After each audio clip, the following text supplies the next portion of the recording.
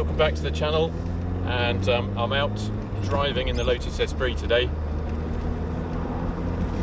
So if you've not yet subscribed, please hit the little icon in the corner, and you can follow my journey with the Esprit. I've had it now, 3 weeks? I think this is about my 4th or 5th drive out in the car, after having made some important modifications so that I could drive it, and just kind of thinking about what I'm going to do with the car, or what I want to do with it. One of the things I'd like to do is drive it to Hethel, to the Lotus factory. But I could do that. I mean, it's not that far actually. When I looked on a map, it's about 2.5 hours to get there.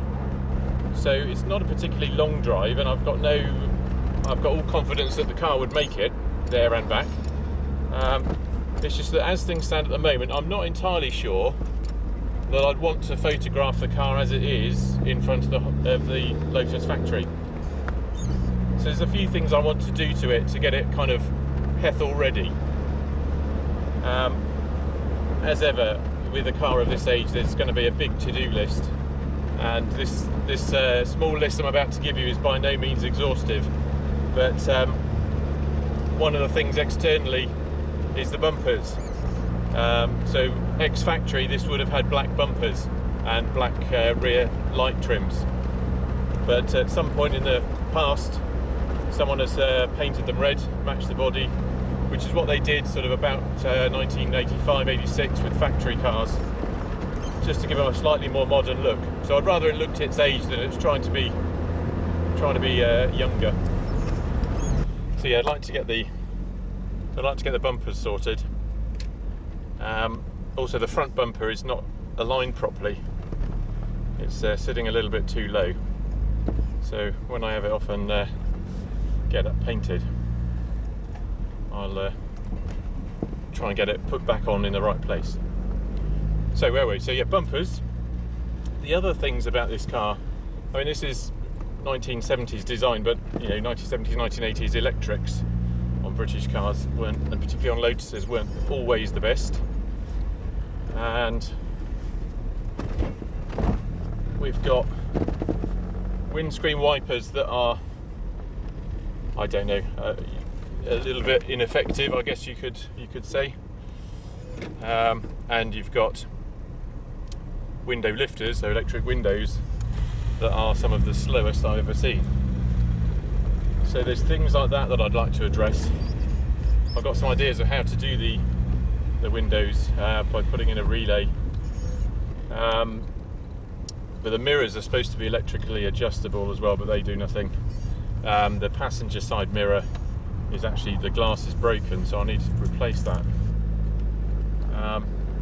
So those kinds of things. The seats, there's a couple of tears in the seat material. I'd like to get that repaired, generally clean it up. And in the boot space, the early S3s had, they didn't have any carpeting in the boot, they just had a sort of a boot bag, like a PVC zippy bag that went in. So that's missing on this one, so I'd like to get hold of one of those. But that kind of thing, I think will be just a general kind of Hethel, getting it really nice, so that I'll be more than happy to take it to Hethel, sit it in front of the factory door or the factory building, and take some nice pictures. So that's where I am with that. In terms of driving, I just had a bit of an issue. This morning I've replaced the leads and the plugs. The plugs actually weren't too bad, but the leads, one of the leads was had some leakage on it, one of the ignition leads. I know that because when I was moving it before, trying to sort out another issue, I was getting a tingling in my fingers, which was telling me that the spark was leaking out of the shroud of the lead. So I replaced that this morning, replaced the plugs, and what just happened a little while back, the car started running really rough, and I thought, oh, maybe I got the leads around the wrong way, but presumably I would have felt that before.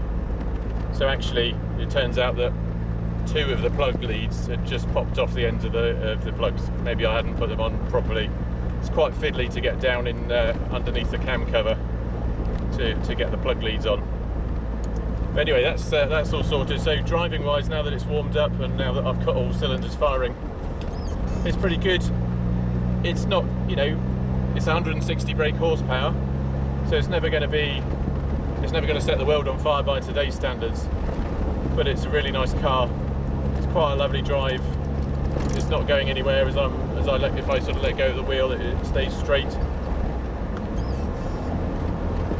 It takes corners really nicely. It's very low. You've got big fat tyres at the back. You know, really light steering once you get moving. The engine noise is okay. It's only a 2.2 litre engine, 4-cylinder, so again, you're not going to get the sort of engine noise you might expect from the V8 or V6. And also the exhaust is sort of an aftermarket exhaust, and it's got a single tailpipe rather than the twin tailpipes that these came with. So that probably makes a difference to what it sounds like too. But yeah, actually now it sounds really nice. It's just really smooth to drive. The gearbox is okay, you know, bearing in mind the linkage is going from here all the way to the back of the car, kind of around the engine. So there's a couple of, you might have to have a couple of goes to get it into either into first or reverse.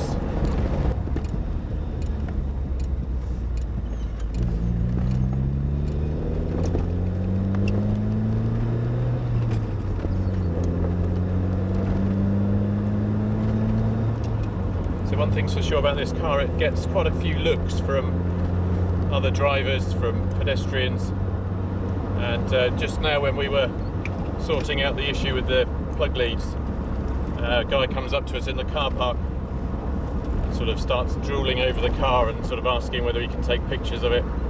And the funny thing being that there was actually a brand new Lamborghini Huracan in the car park, and he wasn't so interested in that. So that's quite something.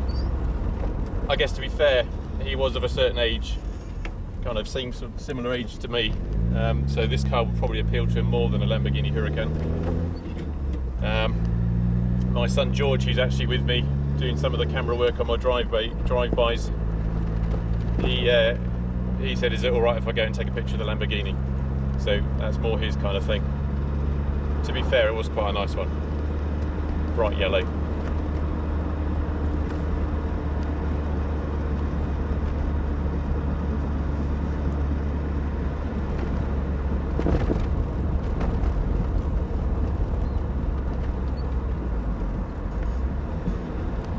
So I'm going to carry on for a bit more of a drive, just maybe another 10 minutes, and got to then get home, have some lunch, and it's the beginning of the weekend. It's going to be a beautiful weather weekend, and my plan is to try and do some of these other jobs, maybe do a bit of something on the windscreen wipers, or the door mirrors, or the door windows, the electric windows. So I've got a few things I can do. It's such a lovely weekend, such lovely weather. I don't really want to waste too much of it being indoors or anything, but equally don't want to waste too much of it tinkering over the car. No doubt I'll have other jobs to do. So I'll say cheerio and see me on the next one where I'm tackling one of those jobs. Thanks for watching. Please like, please subscribe and comment. If you've got any suggestions as to what you'd like me to do with the car, anything you think I've done wrong or that needs to be sorted out. We have had some issues or some comments about the knocking noise on the engine, but it disappears when it's warm, so I don't think it's a big issue. Yeah, please like, please subscribe. I do reply to all the comments, and I'll see you next time. Thanks for watching. Bye bye.